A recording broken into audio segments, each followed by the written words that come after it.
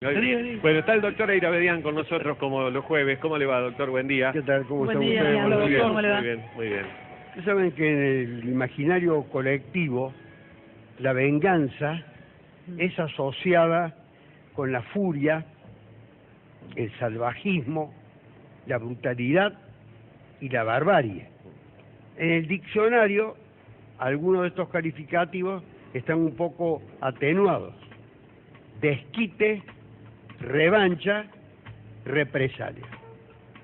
Y ahora se ha sumado, para los que son católicos, algo mucho más serio y mucho más grave, que les asegura probablemente un lugar en el infierno a quienes ejecutan actos que ellos creen que son de venganza. Cuando patean a un semejante al que consideran autor de un hecho delictivo, están pateando en el alma al que ellos consideran el Santo Padre. A mí me patearon en el alma sin ser el Papa, porque en el año 1971, y voy a hacer una revelación por primera vez en la historia de un medio de Córdoba, del verdadero primer y único linchamiento que hubo en esta provincia. Año 1971, ocultado por la policía, por la justicia, por los medios de comunicación, un hecho que pasó prácticamente desapercibido, pero que yo lo viví antes y después de su ocurrencia, porque mantenía una relación de afecto, de aprecio y de amistad con la persona que fue ejecutada. No linchada, ejecutada a golpes de puño y puntapié por una jauría humana que no tenía ninguna relación con los intereses que supuestamente habrían sido afectados. Voy a contar la historia como es. El protagonista, la víctima, un muchacho superaba los 30 años, de origen griego, había llegado de chico con su familia de Grecia.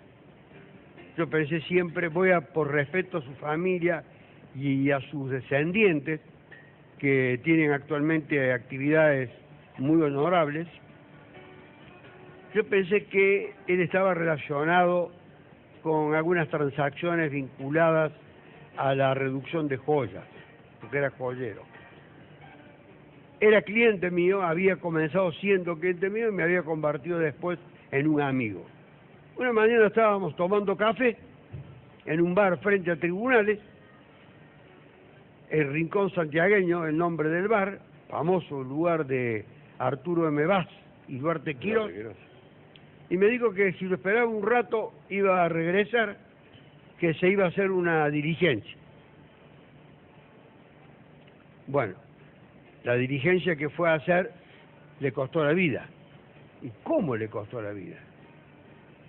No sabía ni imaginaba que él pudiese estar involucrado en esto.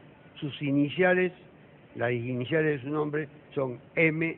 El nombre, el primero griego, aunque luego estaba castellanizado, y su apellido también con la letra M. Se fue con un amigo en una motocicleta a una cooperativa, a una financiera que funcionaba en la avenida Maipú al 300. Allí un lugar donde se recibían cheques, dinero, se prestaba a altos intereses. Por eso dije algo que no estaba vinculado para nada con las personas que luego van a aparecer incursas en este hecho aberrante. Fue con este amigo en una motocicleta y esperó que llegara del banco el caudal de dinero con el que la financiera se movía, que lo debían retirar previamente del banco, porque no se guardaba, no tenía tesoro la financiera, sino que todas las mañanas retiraban dinero del banco.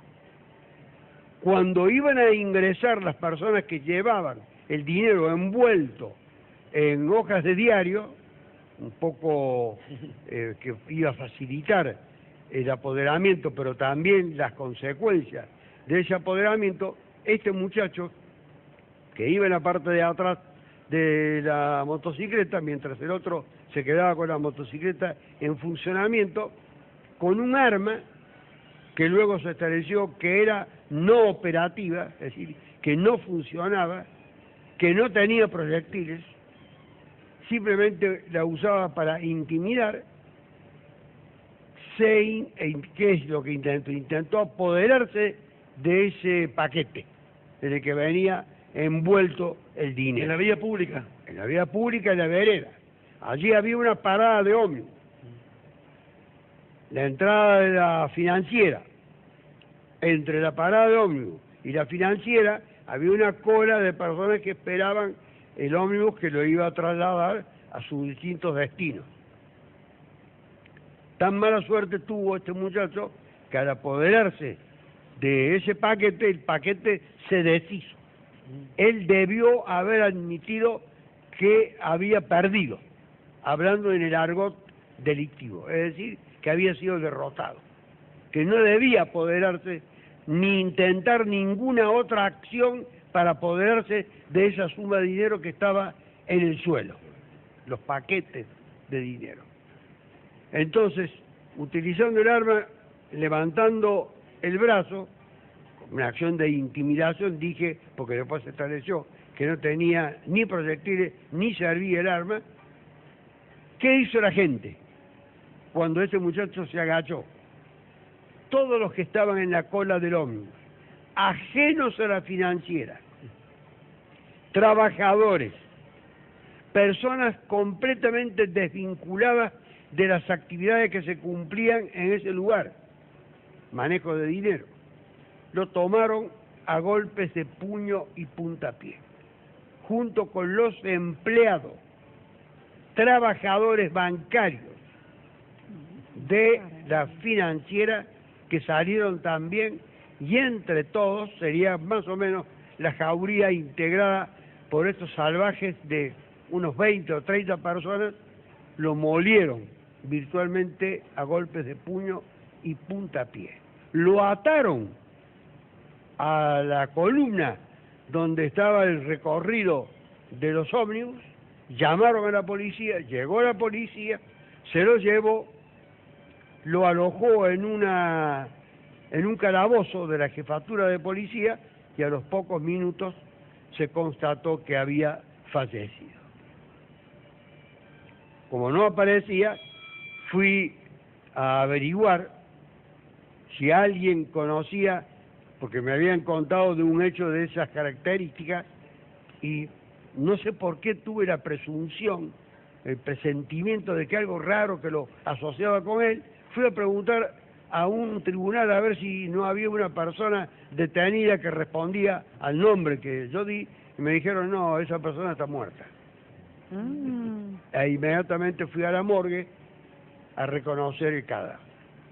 Estaba virtualmente destruido, pero destruido, sin ropa, ya listo para practicarse la autopsia.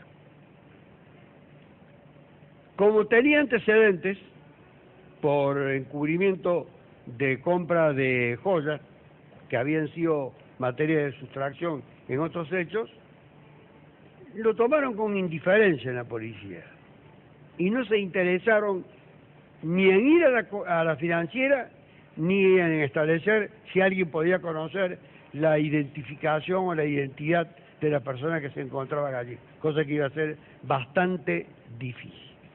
Lo concreto, que ese es el único hecho en la historia de Córdoba en la que una persona en plena ejecución de un asalto callejero que se frustró, no por la intervención de la gente, sino que se frustró porque era imposible recoger ese dinero y porque el sujeto armado no podía en modo alguno impedir que esa gente lo golpeara porque el arma no funcionaba y porque además su compañero, el que lo esperaba en la moto, se dio a la fuga.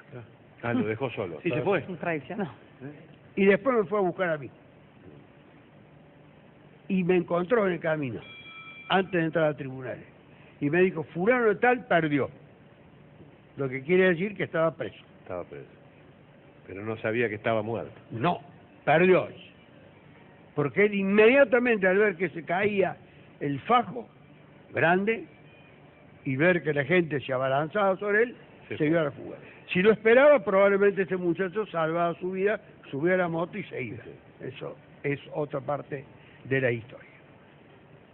De manera tal entonces que cuando se habla de este tipo de hechos, hay que recordar que en Córdoba, en otro contexto, que no es este,